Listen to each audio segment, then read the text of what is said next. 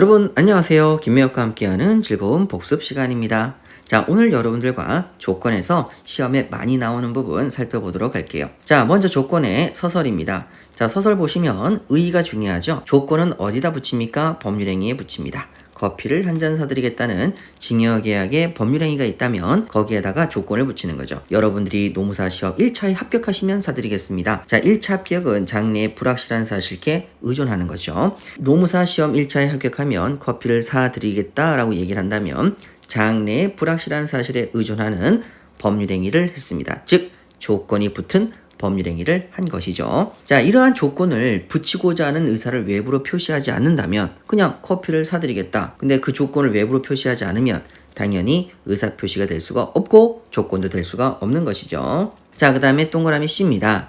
법정 조건은 여러분 법률 행위의 조건을 붙이는 거지 법에서 정한 조건은 여러분 이것은 조건이 될 수가 없는 것이죠. 대표적인 예가 법인을 설립할 때 주무관청의 허가를 예를 들 수 있습니다.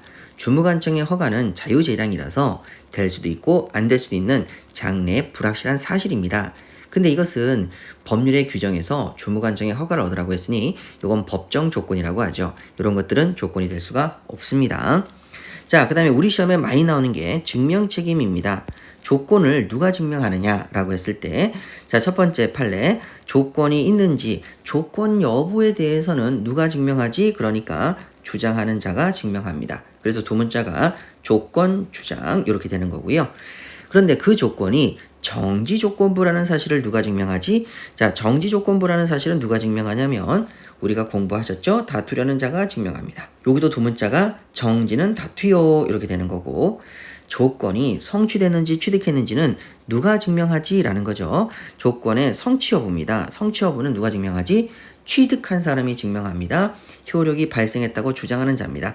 취득과 발생입니다. 자, 그래서 두 문자가 성취, 취득, 발생이죠. 자, 이렇게 증명 책임은 두 문자를 통해서 정리하시는 것이 가장 효율적입니다. 그러면 여기 관련돼서 문제를 한번 풀어보죠. 자, 조건입니다. 조건은 어디다 붙인다고요? 법률행위에 붙입니다. 그래서 법률행위의 내용을 이루게 되겠네요. 맞습니다. 자, 2번이죠. 법률이 요구하는 요건인 법정 조건은 여러분 법정 조건은 조건이다 아니다? 조건이 아닙니다. 조건이 아니다. 맞습니다. 3번이죠. 어느 법률행위에 어떤 조건이 붙어있는지 여부는 여러분 여기서 묻는 것은 조건이 붙어있는지 아닌지를 묻는 거죠. 조건 누가 증명합니까? 주장하는 자가 이를 증명합니다. 맞네요. 자, 3-1번입니다. 조건이 붙어있는지 여부는 누가 증명한다고요? 주장하는 자. 주장하는 자가 이를 증명합니다. 맞네요. 자, 3-2번입니다. 어떤 조건이 붙어있는지 여러분 조건 여부에 대해서는 누가 증명하지요? 주장하는 자입니다. 법원이 직권으로 판단한다. 여러분 직권으로 판단하지 않습니다. X. 자, 그럼 이제 우리 4번으로 가볼게요. 4번. 법률행위가 정지조건부에 해당한다는 사실. 여러분 조건이 붙어있는지 묻습니까? 정지조건부를 묻습니까? 정지 여부를 묻지요. 정지 여부는 누가 입증 책임을 진다고요? 다투려는 자. 그래서 주장 증명해야 된다. 맞습니다. 5번입니다. 정지조건부 증여계약에서 조건이 성취되었다는 사실입니다. 여러분 정지 여부를 물어봤습니까? 성취 여부를 물어봤습니까? 성취 여부를 물어봤죠. 자, 그러면 누가 증명한다? 취득한 사람이 증명합니다. 취득하고자 하는 자, 걔가 증명 책임이 있다. 맞네요. 자, 5-1번입니다. 정지조건부 법률행위에서 조건 성취의 사실은 성취 부분에 대해서 물어봤죠? 자, 누가 증명한다? 취득하려는 자가 증명 책임을 진다. 맞습니다. 자, 이제 2번. 정지조건과 해제조건입니다. 정지조건은 조건이 성취되어 있는 거죠. 성취된 때로부터 효력이 생기고 해제조건은 기존에 있던 것을 뺏는 거죠. 조건이 성취된 때로부터 효력이 잃습니다. 그래서 해제조건은 효력을 잃고 정지조건은 효력이 생기는 거죠. 자, 나번에 불법 조건입니다. 불법 조건은 뭐냐면 조건이 있는데 그 조건이 선량한 풍속, 기타 사회질서에 위반한 것인 때를 말합니다. 여러분 커피를 한 잔 사드리겠습니다 라고 얘기를 했어요. 증여계약이죠. 법률행위였는데 그 조건이 노무사 시험 1차의 합격입니다. 그 조건은 노무사 시험 1차 합격이라는 조건은 선량한 풍속, 기타 사회질서에 위반하지 않습니다. 그런데 그 밑에 판례를 볼게요.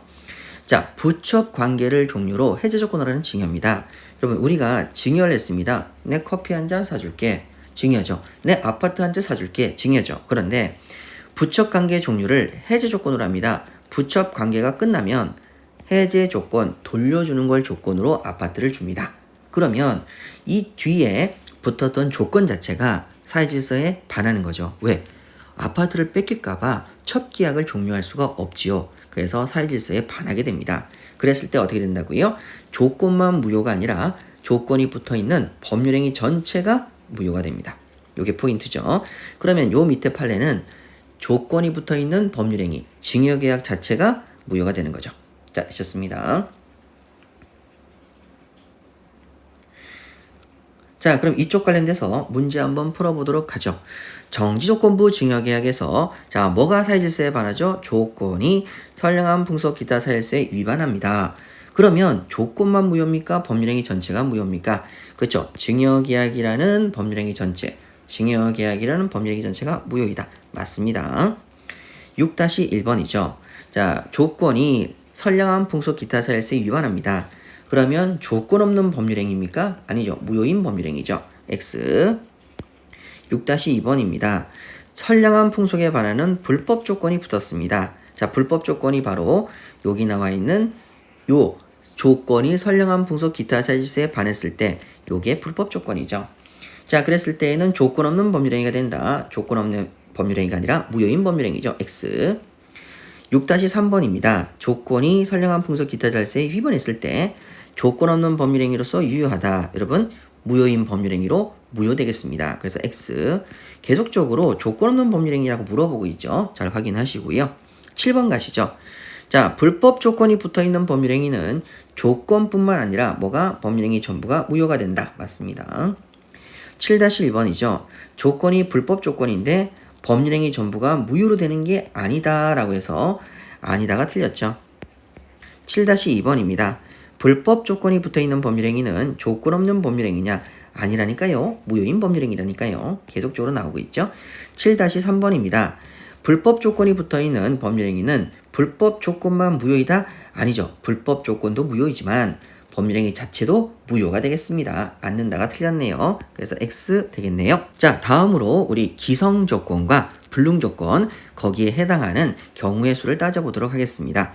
자, 위에 나와 있는 조문이 바로 우리 공부하셨던 조문이고 그 밑에 나와 있는 게 우리 요약 정리한 표죠. 자, 먼저 왼쪽에 기성 조건은 이미 이루어진 조건이니까 뭘로 표시하자? 플러스로 표시하자. 불능 조건은 여러분 일어날 수가 없는 조건이니까 마이너스로 표시하자. 정지 조건은 성취되면 효력이 생기니까 뭘로 표시하자? 플러스로 표시하자. 해제 조건은 성취되면 없어지니까 마이너스로 표시하자라고 했었죠. 자, 그래서 기성 조건이 정지 조건 플러스이면 하나 필요 없다. 조건이 없어도 된다. 조건 없는 법률행위고.